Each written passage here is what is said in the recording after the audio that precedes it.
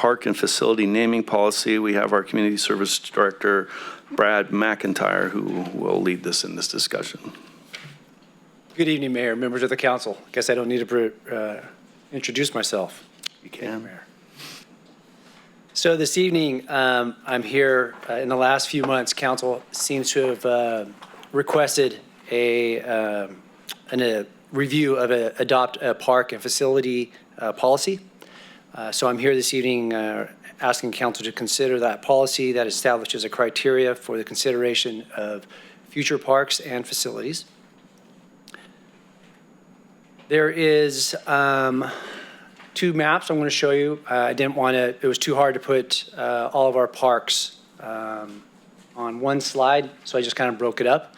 A couple things that I'd like to kind of point out, that this area here is the Tierra Buena area, and you see there are no parks. This will be our next topic of conversation here in a few minutes, but you will notice that in the Tierra Buena there are no parks. And as you can see, the other thing I kind of wanted to point out for future reference is that there is a park called Harder Park that is the county park, and that is right behind the museum. So we'll come back to that possibly a little bit later.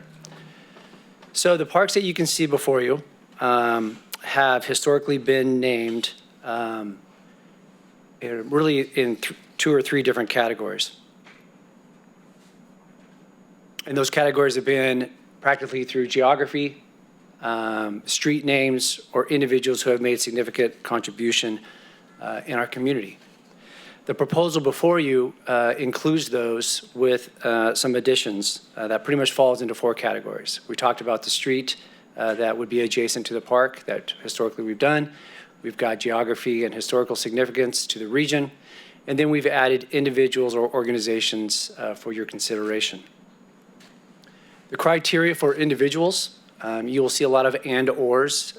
Question that kind of came up earlier was, does it have to be all or none? So this just gives council the ability for flexibility through this policy. But the current proposal for naming a park after an individual is that they'd be deceased for the last 3 years prior to the park being named. They died in the line of duty or serving our community or the United States. Made extraordinary or lasting significant contributions to the city of Yuba City, the state of California, or the United States. In addition, it made significant donations or contributions to the city of Yuba City, resulting in acquisition of property, buildings, or specifically a new park. And or an individual was a resident of the city of Yuba City for over 20 years. I'm almost done. Criteria also would include for an individual would be that had made exceptional contributions to the city, including one or more of the following: financial gifts, public service, or committed a long-term sponsorship agreement with the city. When we talk about organizations or giving them the opportunity to name a park, these would be organizations such as examples Rotary or Kiwanis. That'd be an organization that has made exceptional contributions to the city as well, including one or more of the following: financial gifts, public service, or a long-term sponsorship. There are exclusions in the policy that we think need to be considered.